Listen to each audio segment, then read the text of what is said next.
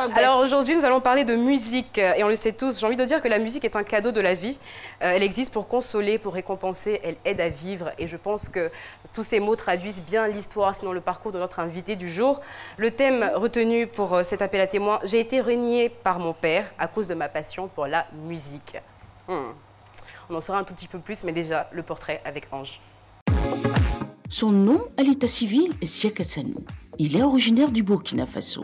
Célibataire et père d'un enfant, Siaka, notre invité, a passé toute son enfance en Côte d'Ivoire. Il est aujourd'hui installé en Europe depuis plus de 7 ans, où il exerce en tant que musicien. Siaka a été un enfant rejeté, resté dans l'ombre depuis plusieurs années. Il veut briser le silence. Son témoignage. Alors je vais vous demander d'accueillir notre invité témoin du jour, Sianou Siaka. Il vit en France, il est artiste-chanteur, il débute très tôt dans la musique et aujourd'hui il est là justement pour nous parler de son expérience qui n'a pas été facile. On le reçoit sous vos ovations s'il vous plaît. Sianou Siaka.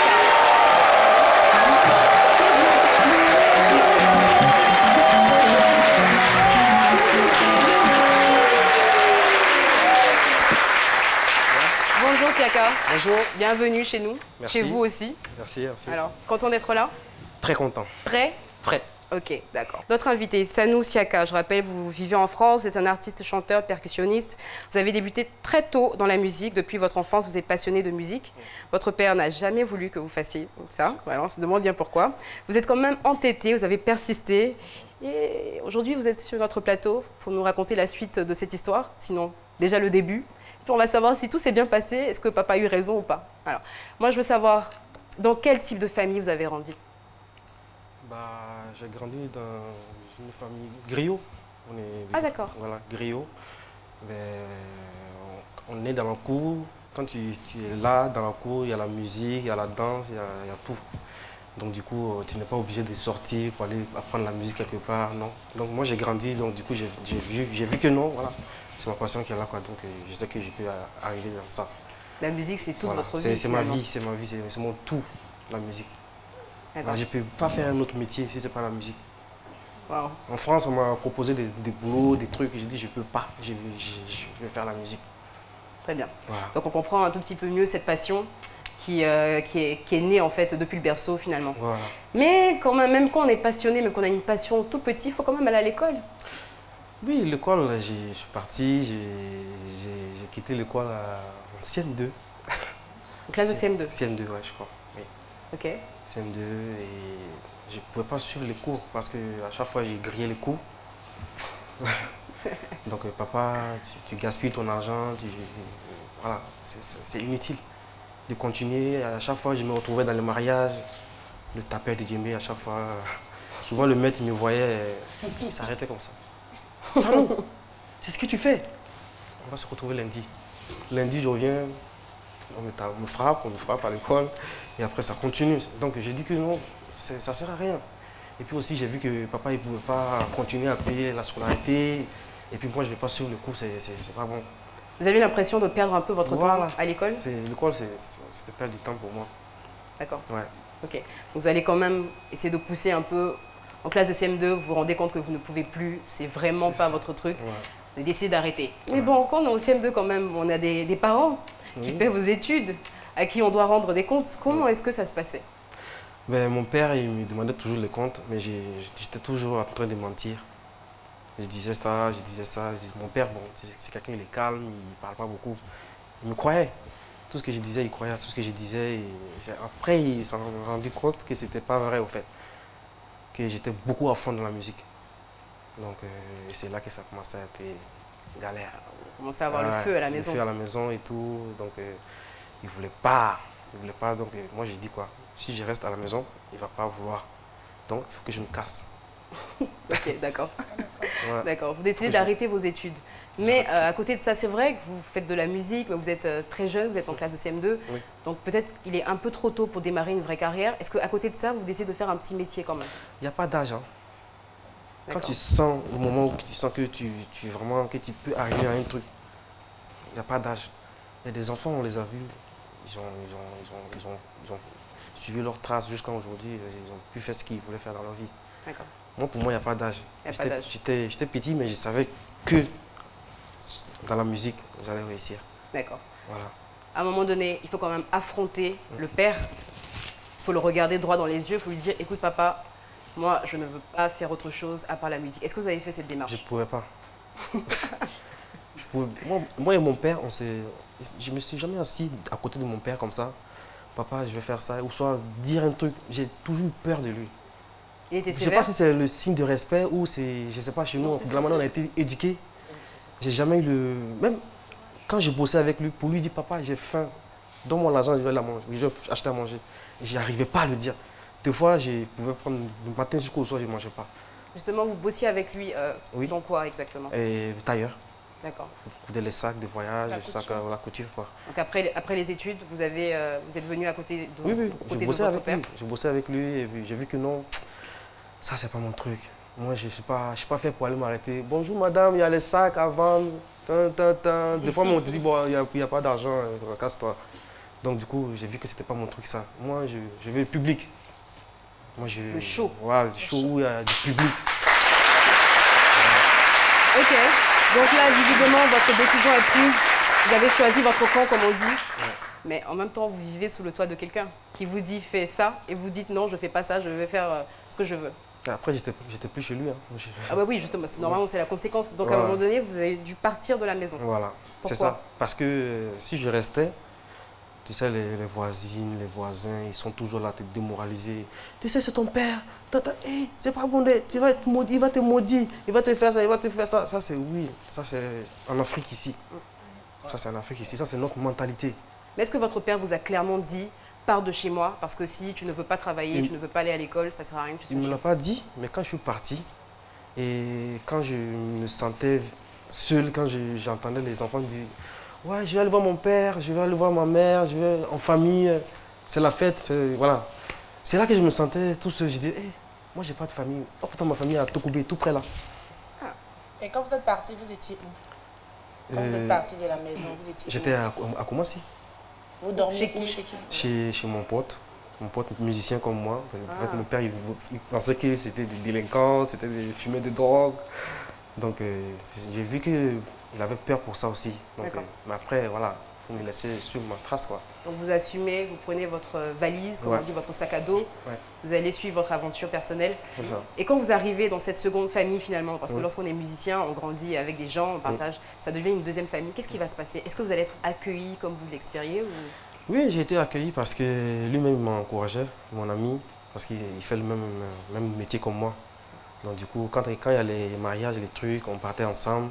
Ça, c'est différent des troupes de danse, des chorégraphies et tout ça, c'est différent. Ça, je faisais pour avoir des sous, mais quand je partais dans la compagnie, c'était pour vraiment apprendre un truc.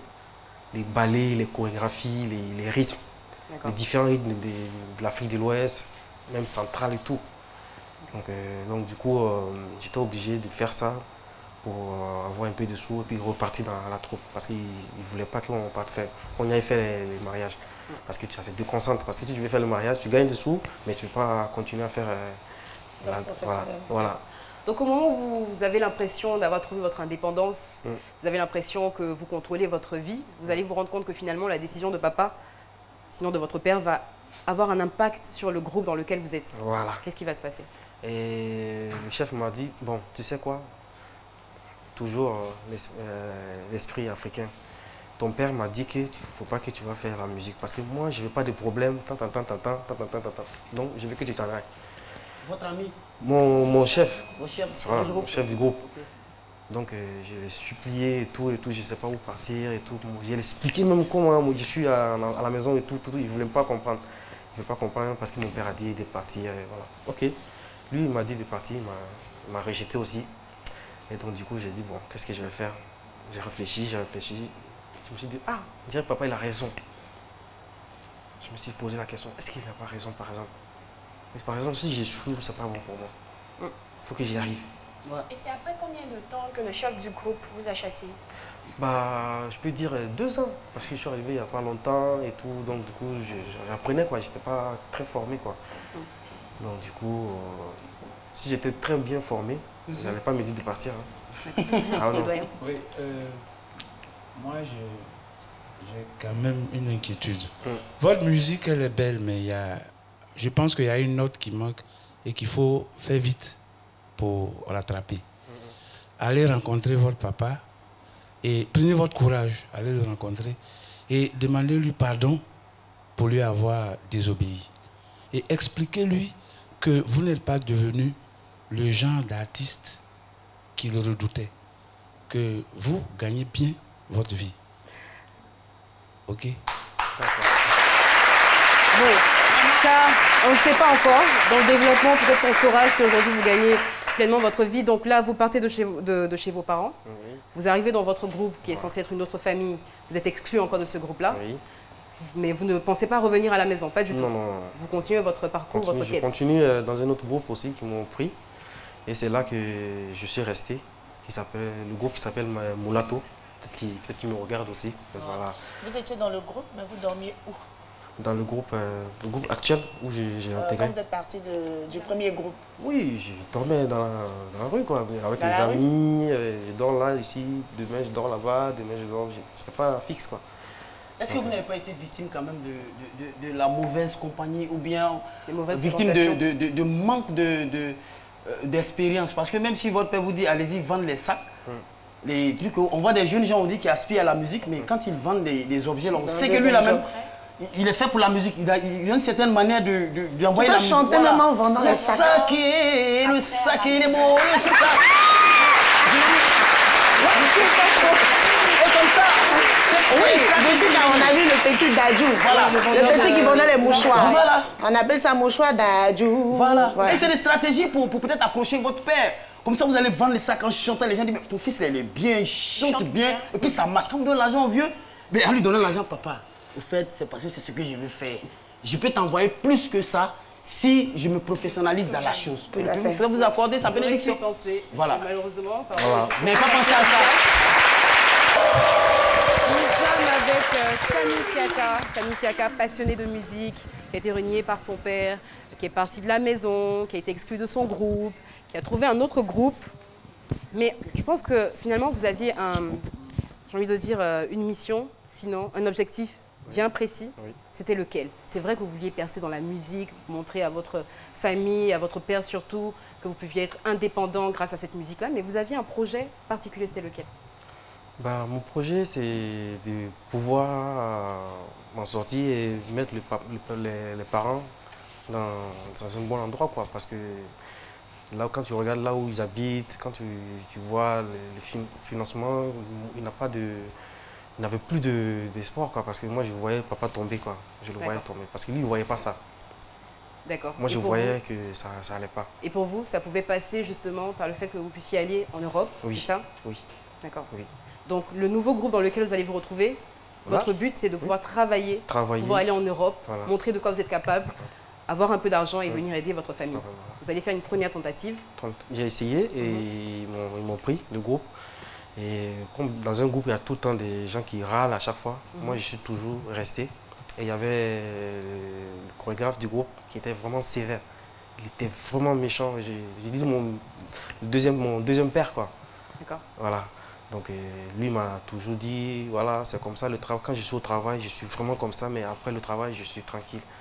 Après ça, moi j'ai compris, mon père il était pareil aussi, donc du coup j'ai vu, ah ok. Donc c'est ça, finalement ce que vous avez fui de l'autre côté, là, vous avez retrouvé ça. Voilà.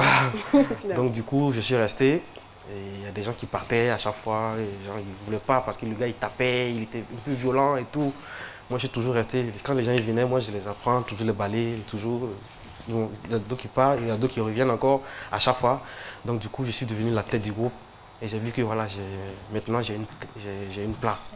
C'est là que je suis que vraiment, aujourd'hui, si je dis je me casse, ils vont dire pardon, reste, s'il te plaît, reste.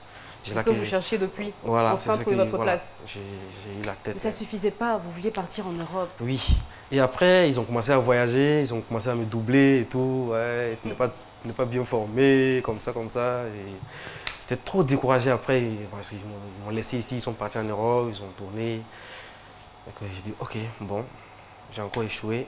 Et qu'est-ce que je vais faire? J'ai réfléchi, j'ai dit, bon, ok, je vais me casser d'ici encore. Ah oui. Oui. Et j'ai pris mes bagages, je suis parti au Burkina. Je suis arrivé au Burkina, j'ai rencontré un groupe qui s'appelle Faso Denia. D'accord. Faso Denia veut dire les enfants du Faso.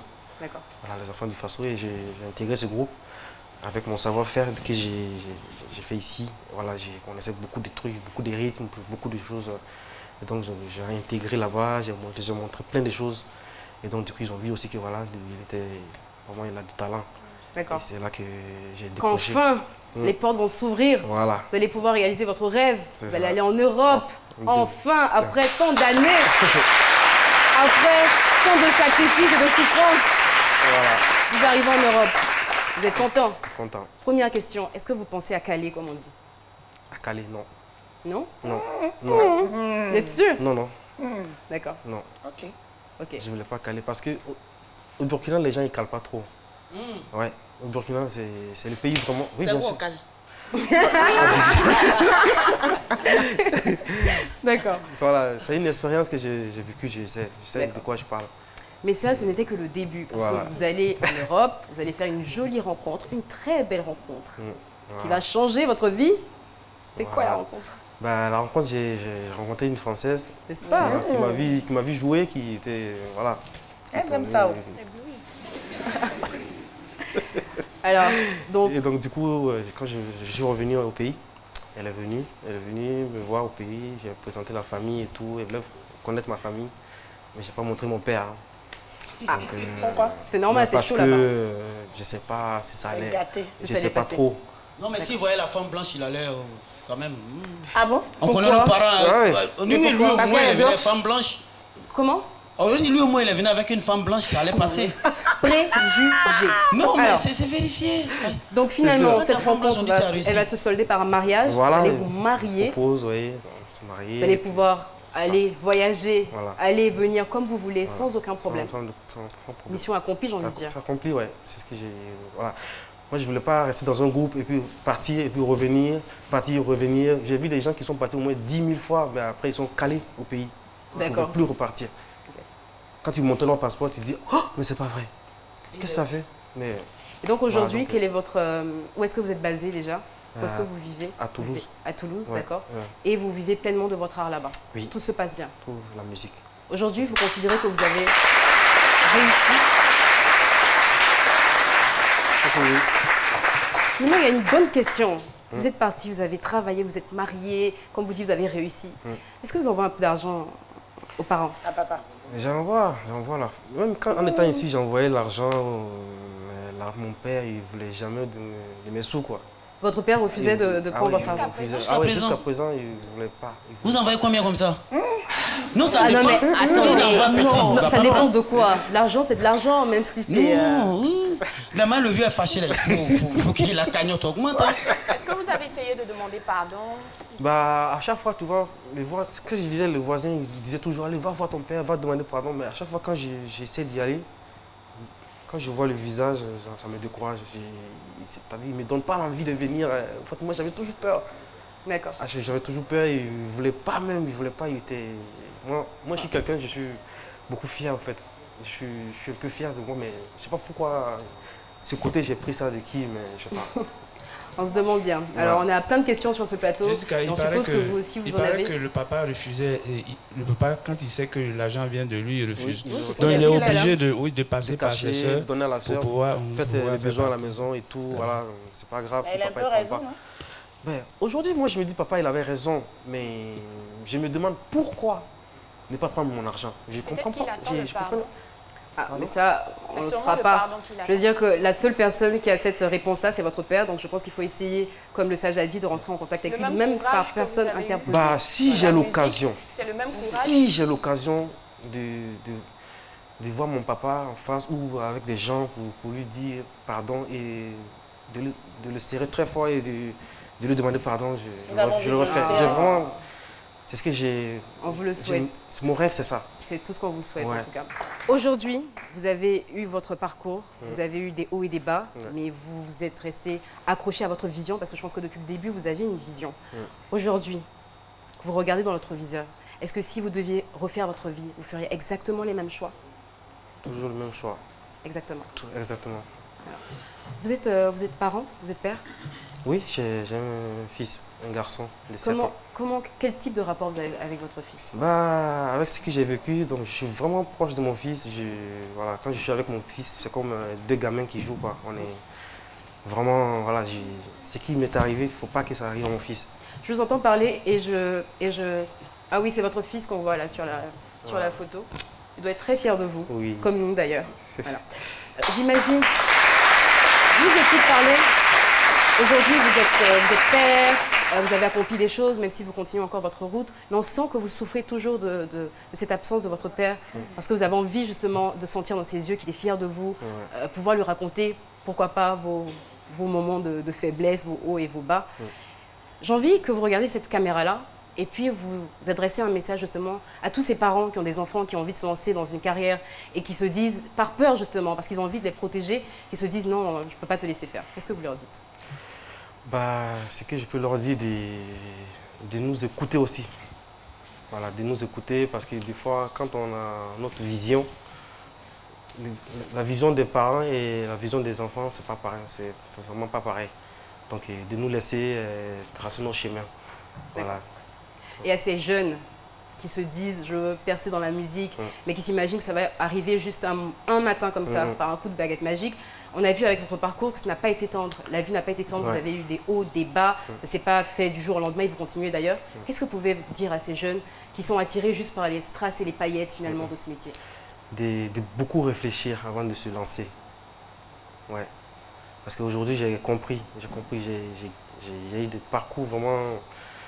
Je ne souhaite même pas que mon fils vive ça, quoi. Donc, avant de se lancer, il faut vraiment être sûr avant de se lancer. Voilà, ce que moi je peux dire. Merci infiniment. Bon, on ne va pas vous laisser partir. Tout à l'heure, vous avez parlé justement de percussion, de votre inspiration, de votre modèle. Mais on a hâte d'entendre ce que vous savez faire. D'accord. Voilà.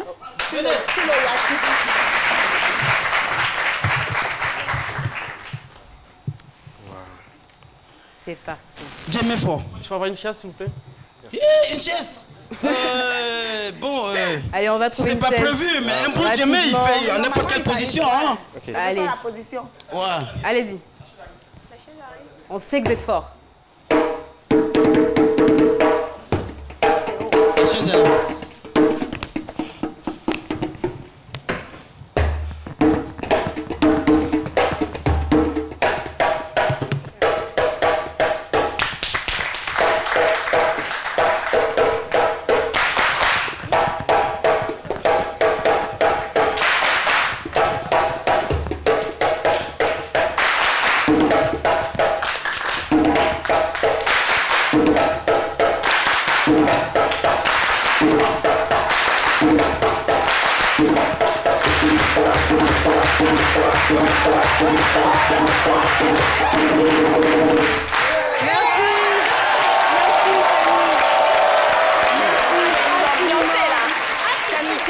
C'était un plaisir en tout cas d'entendre votre témoignage et je pense qu'il va motiver, inspirer plein de jeunes et pourquoi pas ouvrir les yeux à plusieurs parents qui se retrouvent peut-être dans la même situation. Mais je pense que votre père aussi doit souffrir de votre absence. C'est jamais facile pour un parent de rester si loin finalement de la vie de son fils. Donc, on espère de tout cœur qu'on pourra, pourquoi pas, vous recevoir un jour sur le plateau de C'est Midi pour la réconciliation, qui sait. Peut-être. Oui, le sage, je voulais rapidement ajouter une anecdote.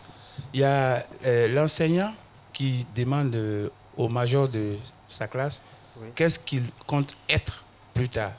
L'enfant répond tout simplement heureux.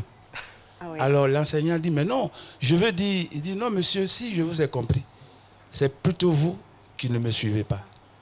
Donc la finalité de tout ce que nous faisons, c'est le bonheur. Et ce bonheur est basé sur l'amour. Donc les parents souvent se montrent un peu plus tolérants pour laisser les enfants faire ce qu'ils aiment. Si ce n'est pas une mauvaise chose, qui les encourage. Merci, le doyen Cassie. Tu as toujours envie de demander pardon à papa? Oui. Tu as toujours envie de l'embrasser? Oui. Vas-y.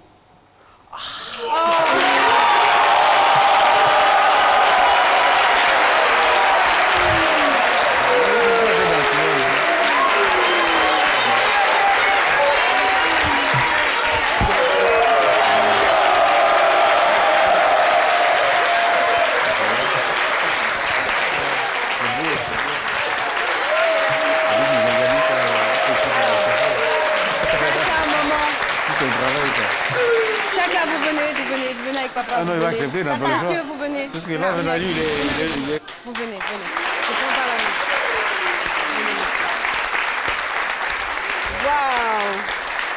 Siaka, vous venez. Venez, restez à côté. Aujourd'hui, ce qu'on a envie de voir, c'est vous voir là. Est-ce que vous pouvez refaire cette accolade-là? Parce que je sais que vous avez rêvé de prendre votre père. Allez-y, à fond. 3 minutes, vas-y. Ok. Alors, papa, vous allez m'aider? Jessica, je pense que là, papa ne va pas parler pour le moment. D'accord. Chaka, voici papa. Après combien d'années, après tout ce temps, papa est là? Donc, je peux parler en français ou en bambara? Comme tu voulez. Voilà. Comme vous voulez. Bon, ma fille, il y a une mini yala ngadiana tiala. Ni rien voilà c'est ça. Il te met un bain, il te met un bois, tout ça là, voilà. Il te met un malon dans la famille, il te met quelques familles tiens là. Voilà, il te met le yala, il te met famille yala au léni. Donc, au lieu de son dans la canania pour que on puisse rendre des métaux, mais pour que quand c'est là il est là quoi, voilà, on te fera que délinquant, on te fera que fond rédien, on peut faire, c'est-à-dire qu'à la place il y en a maintenant. Al si mot le col il y a une femme. Donc, ni coco qui est là, il y a femme, voilà, on doit encore. Voilà.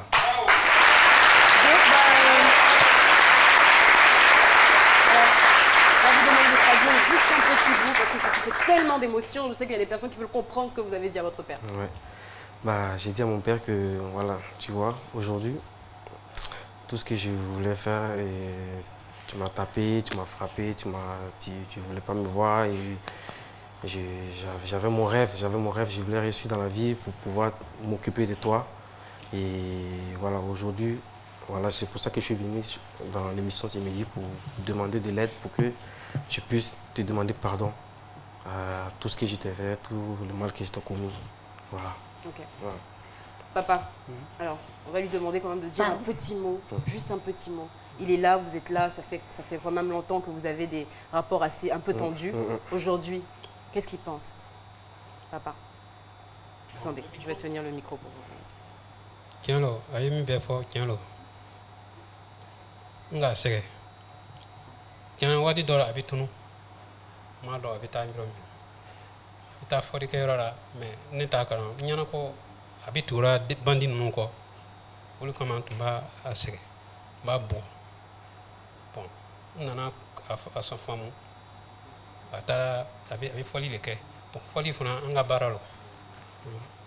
Angurola la amona la. Anga barale anu jeli. Donc nana famu. Ngato abito kata foli ke. Il a accepté. Quelle est bana. Ah, bon, en tout cas, ça j'ai compris que c'est fini. Voilà, vous pouvez encore.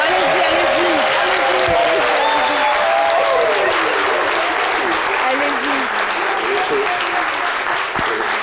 Alors, en tout cas, on a compris que c'est fini. Le papa, il a accepté. Siaka. Si vous êtes content, nous on est plus que contents pour vous. Oui. On est très contents. Merci, Parce que qu'on le veuille ou non, on ne peut pas avancer sans avoir au moins la main de nos parents. C'est très important. Et aujourd'hui, ça là, c'est un message pour toutes ces personnes qui se retrouvent dans la même situation peut-être. Essayez de retrouver vos liens. C'est très important. On ne peut pas avancer comme ça sans les parents. On a besoin d'eux. Ce sont nos guides sur terre. En tout cas, merci. Merci papa. Merci.